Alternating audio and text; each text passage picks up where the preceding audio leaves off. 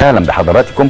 مولانا الامام، يعني مع مزيد من ان نفهم كيف نتلو القران الكريم، ويتسع لنا الوقت ان نعرف اكثر واكثر، ومعنى ما معنى الا نتعسف ونحن نقرا القران ونحن ننطق بالحرف، وبدايه الاحكام هو كيف ينطق القارئ بالحرف. يقول ابن الجزر: وليس بينه وبين دركه الا رياضه امرئ بفكه.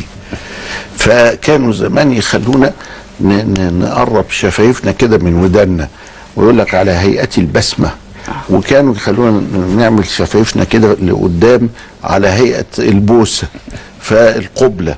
فنوع يعني هو علشان يكون العضلات هنا تتعود انها تطلع وتدخل وتطلع وتدخل وهكذا. لان اذا اردت ان تنطق حرفا يعني فيه رقة، يبقى لابد انك انت ترجع شفايفك دي جنب ودانك بسمة، لكن اللي فيه تفخيم بتطلع شفايفك قدام. ساعات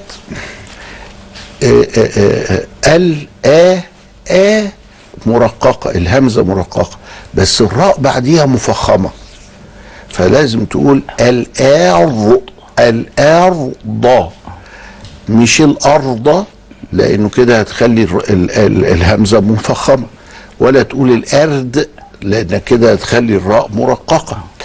والحاجة بتتاخد بالجوار، يعني الجوار بيأثر شوية، من جور السعيد يسعد. فلكن هنا مش عايزينه يسعد بقى، احنا عايزين كل حرف حقه ومستحقه. إلى هذه الدرجة العليا من التوثيق ومن الأداء ومن الموسيقى ومن النظم ومن الالتزام نقل المسلمون القرآن. علوم كثيرة جدا وضعت، تتعلق بعضها بعلم الأصوات، وبعضها بعلم اللغة، وبعضها بعلم التشريح كذلك دخل في المسألة علشان نعرف هي حروف الحلق كام. قال لك همز فهاء ثم عين حاء مهملتان ثم غين خاء. ادي دول الستة اللي هم بتوع الحلق. طب واللي في وسط اللسان جيش، الجيم والياء والشين. طيب واللي في الجيم دي تحليلها ايه؟ فيقول انت بتنطقها لازم تقول اج علشان تعرف تنطق الحرف، تجيب الف ساكنه قبليه. واج دي مركبه كانها بين الدال والشين. الاجهزه الحديثه جابت الحكايه دي وعرفت ان الجيم مركبه بين الدال والشين. الجهاز العصبي اللي ربنا خلقه للانسان خلى بعض اهل الصعيد وهم اهل لغه ينطقون الجيم دالا، لانه الدال مكونها، وجعلوا هناك للقرب ما بين مخرج الجيم والياء. في الامارات مثلا وفي بعض دول الخليج كتير يحولوا الجيم الى ياء، يقول لك الريال على الرجال. الرجال ده اللي هو الرجل يعني، وقالوا عليه الريال.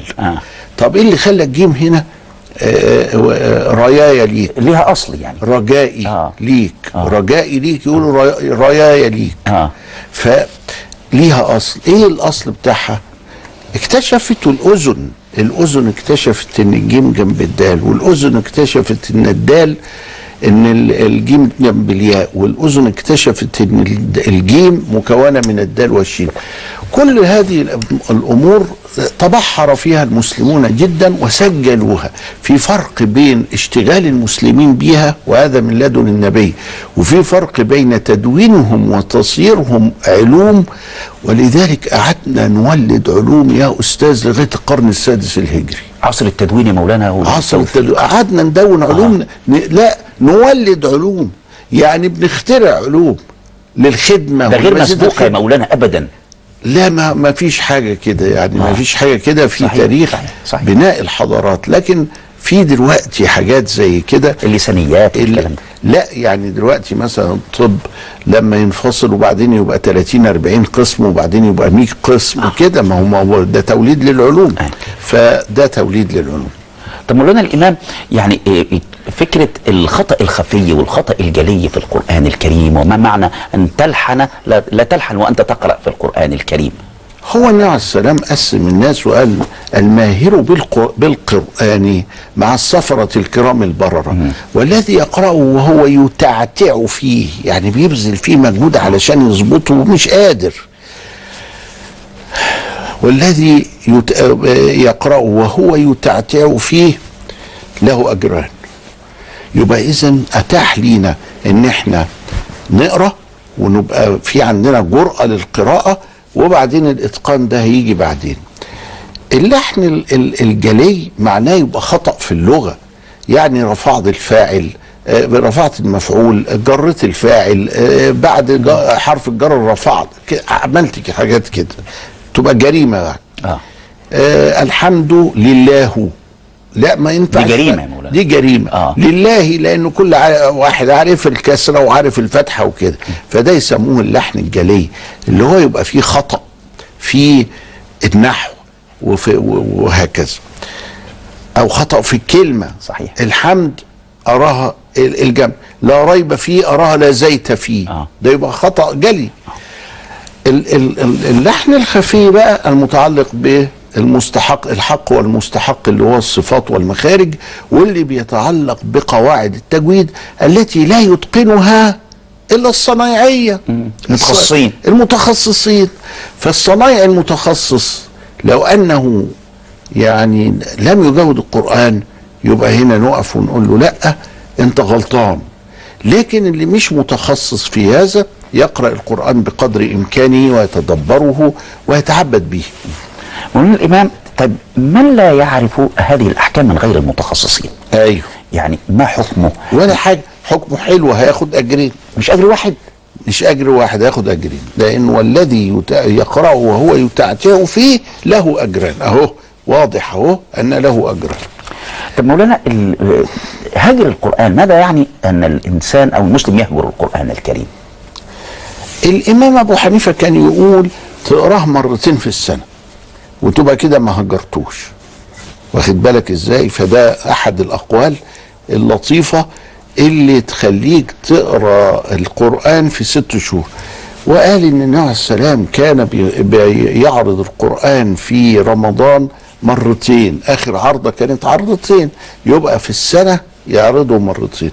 فلما يكون عندك انك انت بتختم القرآن مرتين في السنة تبقى ما هجرتوش. التاني قال لا، انا يعني النبي عليه السلام في حديث عبد الله بن عمر انه لا يتركه فوق 40، يبقى ما يمضيش عليك 40 يوم الا وانت قريت القرآن. لكن لو قعدت 40 يوم ما بتقراش فيهم القرآن اطلاقا يبقى ما وضع مش كويس. الثالث قال أخرج البيهقي من قرأ القرآن خمسة لم ينسى، يبقى 5 آيات في كل ركعة. ادي ده يبقى ما هجروش. من واظب على 5 لم ينسى. ف5 ده يعني احنا بنقرا 10 ركعات في اليوم، 17 ركعة لكن اللي بنقرا فيهم زيادة عن الفاتحة 10. ف10 في 5 يبقى ب50 آية في اليوم. يبقى اذا ده حد الاتصال مع القرآن الكريم، انه يقرا 50 آية في اليوم. والتاني قال لا، ده 5 آيات في اليوم، مش 5 آيات في الركعة، 5 آيات في اليوم. يبقى ده هيقرا ده. كله ده معناته انه يعني خلي لك حاجة يا اخي بينك وبين القرآن، خليها صفحة في اليوم، ورد مثلا، خليه ورد. حصة يسموها الحصة. وكان كثير من مشايخنا ما ينامش الا لما يقرا تبارك، ما ينامش الا لما يقرا الواقعة، ما ينامش الا لما يقرا ياسين. المهم يقرا حاجة ويحفظ حاجة ويواجه ربنا بحاجة. ما أجمل أن نحفظ ونعي وندرك ما في قرآننا العظيم.